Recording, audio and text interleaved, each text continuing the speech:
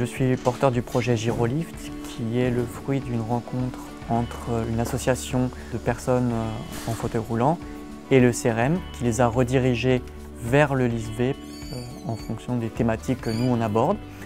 Et le projet porte sur l'adaptation d'un système gyropodique en fauteuil roulant verticalisateur. Je suis Lambert Trénora, docteur de l'Université de Versailles-Saint-Quentin. Donc, je fais actuellement un postdoc au sein du laboratoire d'ingénierie des systèmes de Versailles dans l'équipe robotique interactive. Je travaille sur des thématiques d'assistance et d'interaction.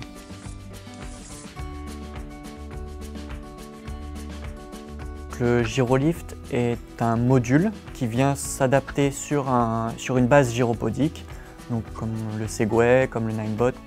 Ce module vient adapter ce gyropode en fauteuil roulant électrique verticalisateur. Donc, on permet à l'usager, donc une personne à mobilité réduite, de se déplacer aussi bien assis que debout, aussi bien en extérieur qu'en intérieur, et offre des capacités de déplacement et capacités de franchissement bien plus importantes qu'un fauteuil roulant électrique classique. C'est un système donc électrique qui se contrôle par la position du centre de gravité.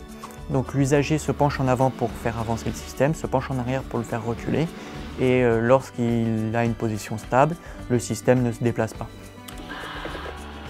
Pour se verticaliser, nous avons une télécommande ou bien une application Android qui permet à la personne donc d'atteindre une position qui lui est plus confortable, soit pour accéder à un objet en hauteur, soit pour avoir une conversation avec une personne.